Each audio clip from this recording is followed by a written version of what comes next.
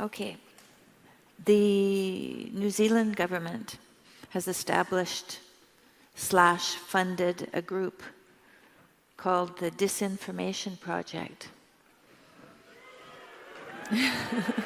Oh, it's well liked, I can tell, to debunk internet myths. Oh, those. Internet myths, yeah. Does this threaten free speech, in your view? Well, that's its purpose. So yes.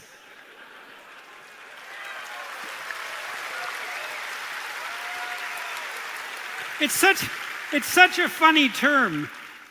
It's such a funny term, disinformation. It's really got this Orwellian. It's really got this Orwellian flavor. It's like, what do you mean disinformation? Do you mean lies? Like, why don't we just use the little Anglo-Saxon word instead of the long, tedious, and manipulative Orwellian word? That's disinformation. It's like, who says? There's the rub. It's like, who's the arbiter of disinformation? I know the answer to that. That's easy. Exactly the person that you don't want to be. So, I mean, it would be lovely. It would be lovely, wouldn't it, if we could just set up a committee of, like, factual people. Just the facts, ma'am. Here's 10 of us. We know the facts. And here's something that's not the facts. Let's put an X on that. Stamp. Disinformation. It's like, who thinks that? How daft do you have to be to believe that's the case?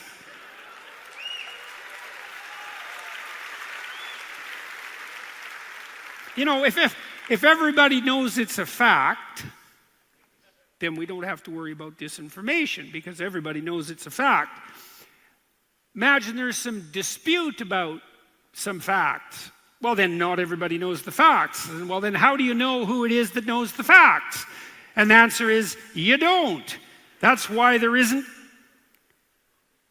everyone doesn't know the facts. And so the facts are revealed as a consequence of, let's say, dialogue. And how about fractious and offensive dialogue, often difficult dialogue?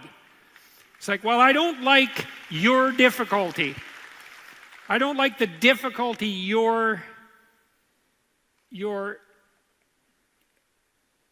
I don't like your difficulty. Disinformation. It's no longer allowed. It's like, well, I just can't even believe we're having this discussion and that we have panels about disinformation. And it really means something like, how do we set up an organization to punish those who dare challenge our ideology and then mask our intent to do that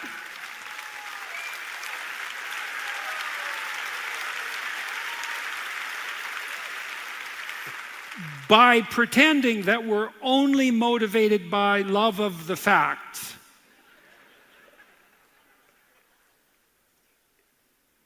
So we could think about this technically for a minute, and it's worthwhile thinking about it. So you might think you have the right to free speech, and it's one of a bunch of rights, a list of rights, and you could argue about what those rights are, and the list differs from country to country, even in the West. There's some core rights. There's a core list of rights, let's say. And you might think, well, free speech, that's just one of those rights. And then you might also debate whether those rights are intrinsic, whatever in the world that means, or they're granted to you by the government, by the social contract. It's a very dismal way to think, by the way, but you can make a decent case for both of those positions, intrinsic rights and rights granted to you by the social contract. And then free speech is the right to say whatever comes to mind. And why do you have that right? Well, for the same reason that maybe you have the right to pursue happiness. Is you it's kind of a right of hedonism. You can say, because you're free, you can just say whatever pops into your mind. And you have that right. But that's so shallow, that analysis, so blind. It's so primitive. It's so immature that it's a miracle of confusion. And that's for people who accept that there is a right to free speech. Some people don't even like the idea that there's a right to free speech. And that's a whole other kind of hell. But even among those who think there is a right to free speech, they often think about it in that sort of casual way. And it's not the case. So, I don't know if you noticed, but you think in words. Now, some of you also think in images, and some of you do both. And everyone thinks in images and words to some degree, because we all dream. And so then you might think, well, what does it mean that you think in words? And the answer is to be found in an analysis of thought itself. So then you might ask yourself, well, what are you doing when you're thinking? Let's say you have a problem. And so you're thinking, well, I have a problem. Should I find a new job? So now you're thinking about that. And then you think, well, here's a bunch of reasons why I should have a new job, should find a new job, and a bunch of reasons why I shouldn't. And then you might think, well, here's some jobs that I could find, job A, job B. And then you compare and contrast those different ideas. But then you might ask, well, what are you doing when you're comparing and contrasting those ideas? And really what you're doing, technically, is you're setting up motivated subpersonalities in the theater of your imagination. And each of those subpersonalities has a viewpoint, and so it's a personality, it has a viewpoint, and it has an argument. And then you listen to one of those subpersonalities argue, here's why I should have a different job. And then you listen to another subpersonality argue, here's why you should stay in the damn job you have. And you let those subpersonalities have a discussion in the theater of your imagination, and you draw your conclusion and then move forward. If you can do that. If you actually think. That's hard. You might just do it on impulse. You might get so angry at work one day that you just tell your boss to go to hell and you quit, which is not a very good, that's not a very good strategy. It might be necessary, but it's not a very good strategy. It's probably better to think about it first, and then to think, you divide yourself into opposing avatars, and you let those avatars have a discussion. And so what you're doing when you're thinking is mimicking the process of dialogue. And maybe it's not just dialogue. Maybe you got 4 different avatars of your imagination running at the same time, and you're having a pretty good internal debate between all 4. And you're mimicking internally exactly what you would be doing if you sat down and talked to, let's say, a friend or your wife or your husband about the problem. And then you might say, well, what are you doing when you're talking to your wife or your husband or your friend about your problem? And the answer is, you're trying to think. And then you might say, well, why bother thinking? Alfred North Whitehead said, we think so our thoughts can die instead of us. And then you think, what is that? And this is technically true. This is biologically true. This is what human beings do, is we produce fictional variants of ourselves, and then we assess their viability, and then if they're not viable, we kill them. And if they are viable, then we act them out. And if they're viable and we act them out, then we don't die. And so the reason you think is so that you don't fall into a pit. And your thought is dependent on dialogue. Dialogue. Logos, dialogue. Dia means two, let's say. Two. Logos.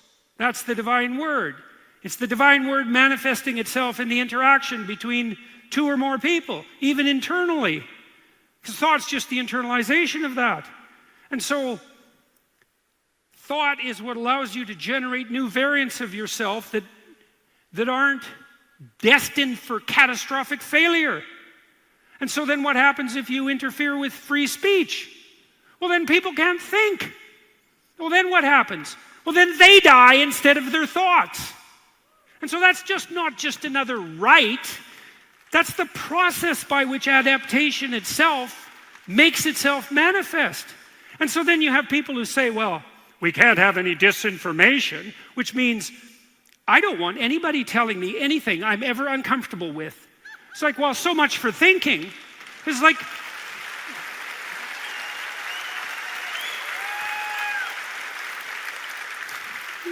think about when you think. So when do you think? Well, when you have a problem. Well, what does it mean to have a problem? It means something is in front of you that's an obstacle that you better deal with before it runs you over, let's say. And so you're going to think when you're desperate, and you're desperate when the stakes are high. And then thinking is really difficult. It's really challenging. It's going to result in the death of some of your presuppositions. We already explained what that means. Your tyrannical presuppositions are going to be killed by thought. You're going to be in the desert. And so if someone opposes your thought, maybe they're right. They oppose your thought, and they're right. It's like your thought dies. Maybe you don't. Your thought dies into the desert with you. That's not very pleasant. Well, it's no wonder people want to interfere with that. But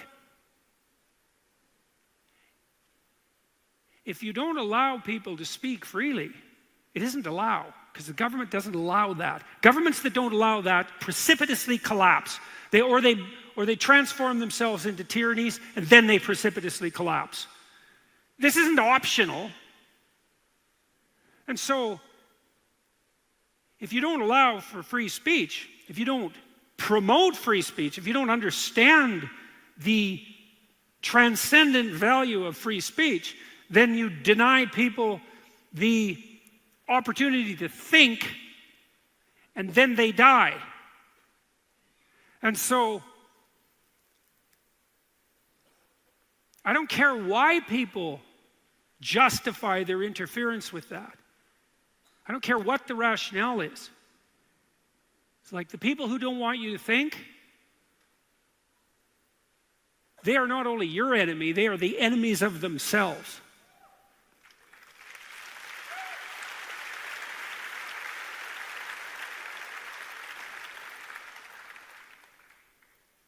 There are people who think that you can tell the difference between truth and reality without thinking.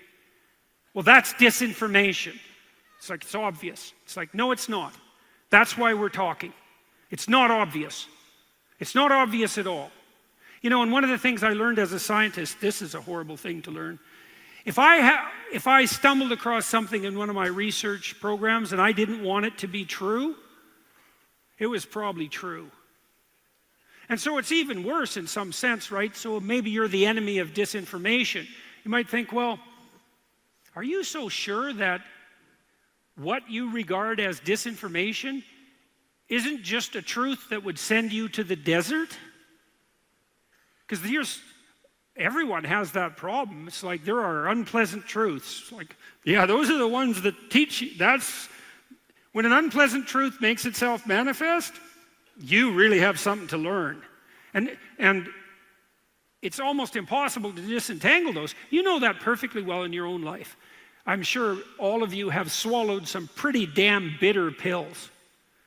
You know, you thought, well, my God, really, I have to learn that? Man, I sure learned that the hard way. It's like, are you really so wise that you've ever learned anything other than the hard way? Now, you know, I know that's cynical, and you can play, and you can explore, and you can listen, and you can learn, and it doesn't always have to be the hard way. Man, but sometimes it's sure the hard way. And if you had the out of just describing the hard way as disinformation, you don't think you'd take that? It's like you bloody well be sure you'd take that. That's for sure. So, yeah, it's quite something to see.